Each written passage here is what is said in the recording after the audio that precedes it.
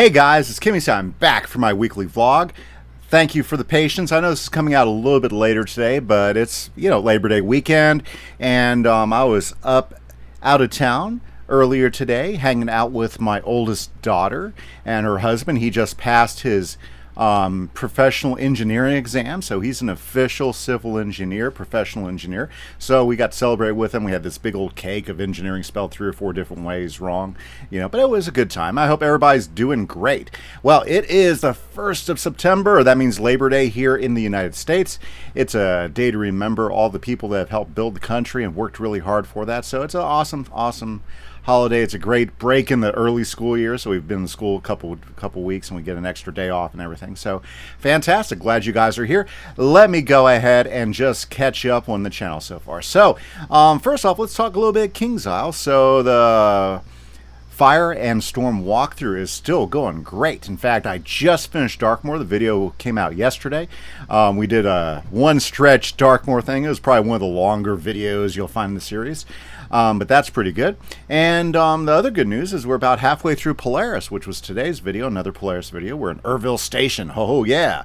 Making progress, having some fun, taking bosses and names and having a good time. So if you guys have been enjoying the series, don't forget to drop a like. And thanks, everybody, for supporting everything. Just want to remind you that our Wizard 101 streams, Monday nights, we still got those going on a regular basis. Thanks for coming out. We had a fun Monday stream last week, although we had some trolls drop in. Yeah, I do moderate that stuff, so if you were there, thanks for hanging out. And I think we had a good time. We were finally able to beat that terrible void box or whatever it was where you had to use heals. And thanks for everybody that participated and logged in to help us out. We'll actually be in Wallaroo, so if you want to come quest along and do some side quests with us in Wallaroo, that's where we plan to be this Monday night. And of course, if you have wizards somewhere else, you want some help, come on in, log on in. Let's befriend my wizards and we'll have some fun. Also, don't forget, we still have the Pyro 101 streams on Wednesday nights. We're just doing endgame grinding for gear. I'm still trying to get some of the Tartarus gear for my pirates, and I'd love to hang out with you guys and do some grinding. So if you're there, great. If not, fantastic. Let's see here. Well, let's go ahead and jump into Minecraft. Not a whole lot's changing. I do have a possibility of me playing on another server. I'm not sure how that's going to go yet. Got to wait for one of my viewers to finish getting it together and everything and send me in the invite, but it sounds interesting. So Warfox, if you're listening, I'm still pretty interested and excited to check it out. So let me know when you get the server up and running, and of course give me the invite. And it sounds like it'd be something fun. Now beyond that, new video out tomorrow for Minecraft. Hopefully I'll have that library finished. I'm going to be doing some work tonight and hopefully start a new project. So thanks everybody. Server still has plenty of room. Remember, you can join our whitelisted Minecraft server just by by either being a channel member or joining my Patreon, and it really just helps pay for the server, make sure everything's running smoothly all the time. And we have a great little community, and it's steadily grown, and it's a long-term server, so there's plenty of time to put an epic build on it, because we'll probably have the server open at least for another year, maybe a little bit longer, because we're growing this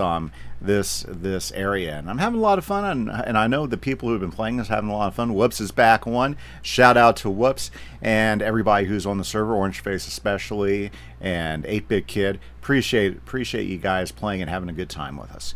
Okay, so what is on my mind this week? Well, there's a couple things, but I'll tell you what, the big topic that's on my mind is, do you have someone in your life that challenges you? That's a big deal, and I thought about that. Now, of course, I've got a lot of people in my life that challenges me and that helps me become a better person every day. But specifically, what's been really great about this early part of the school year for me is I have a new partner on my planning team, and she just is always challenging me on my ideas and my thoughts and making me think exactly about what I'm going for, what I'm trying to do. And boy, it is really making me think, process, and I think become better at what I'm doing. And it just made me sit back and think about how people who challenge you in life really help you turn out to be a much better person overall. And that can be in a lot of things. And honestly, before you can really appreciate that person who's challenging you, you have to make sure you're in a place where you're comfortable being challenged. And I'll tell you what, that's difficult for a lot of us. I don't know if you're anything like me, but I know I'm right most of the time. Yeah, that's a little tongue-in-cheek there. But we do. We like to be right. Who doesn't like to be right out there? We like to be right because we have opinions. We have ideas on how things work. And we don't want to have to change sometimes. Let's be honest with each other, you know? But if you're challenged in a productive way, if you're challenged and you allow yourself to hear those different opinions or those different ideas, or just for the fact, like, are you sure that's right? Or did you take this into account? And you can stop yourself and think and hear that other person or hear that challenge or hear that other idea that you may or may not have put through the full thought process. That's going to make you grow. That's going to force you to think and to explore why you were thinking that other thing in the first place. Why you ended up on that, you know? You know, do you have your priorities set straight, you know? And that's a big deal. So I just want you to think about that. Do you have people in your life that challenge you? Even if it's just one person or multiple. I feel blessed that I have multiple people that challenge me. You know, whether it's my wife, whether it's people I work with at the school or other people, you know, friends, family, you know, are they willing to tell me that, hey, you know, I'm not sure if you're thinking about this right? And do you go out of the way to find people to challenge you? Like, for instance, if you have a particular belief, are you willing to read articles that may not be of your persuasion so you can hear their ideas? Are you willing to listen to commentators that come at a position either politically, socially, you know, that is opposed to what you think is the right decision or the right choice? Because you never know. You might hear a view that really opens up your thinking in a way that you didn't expect. You may not agree, you still might not agree with the person that challenged you, but maybe you're better prepared on your standpoint now because you really thought through it to a much degree. Now, it's hard to give good examples because I didn't prepare myself for good examples, but I did want you to think about, do you have somebody who's challenging you? Do you look at things that challenge you? Are you looking for ways to grow and become a more rounded person? Is your mind open enough to hear different things and to apply your belief system to it? I challenge you in this way because it will make you stronger in what you hold dear. It will solidify the things you believe in, and it will give you confidence to hear others and not take offense. Because honestly, in this world right now, too many people are way too quick to be offended by other ideas and other opinions. So guys, go be challenged. I encourage you, try that. And so now to question and answer. I got a few questions this week. You know, some are game related and some are about me, but let me throw it out there. And guys, just a reminder, toss questions in. You can toss them in videos. You can toss them in Discord. I love getting the questions. I want to make sure we have this little question answer every time we do a vlog because it's a lot of fun. And so basically a couple questions threw up, some game-wise. Like, for instance, why did it take me so long to do Darkmoor? Because I didn't go to Darkmoor till I was like level 106 this time around. I'll be honest with you, I was so committed to get through Chrysalis, I didn't want to stop. If you remember, I started going to daily videos with the walkthrough after I finished up my my Pirate 101 walkthrough. And Chrysalis is such a long world, I couldn't stop. I just had to keep on going. So it was pretty simple. I didn't hit Darkmoor yet because I wanted to finish Chrysalis. And I'll tell you what, when I did hit Darkmoor, I had a lot of fun. I didn't stress about getting the dialogue and everything because it's an iconic dungeon. Everybody's done it. I've done it in other characters. So we got a team. We got through it. I hope you enjoyed the video. But that's why. Just want to get through Chrysalis.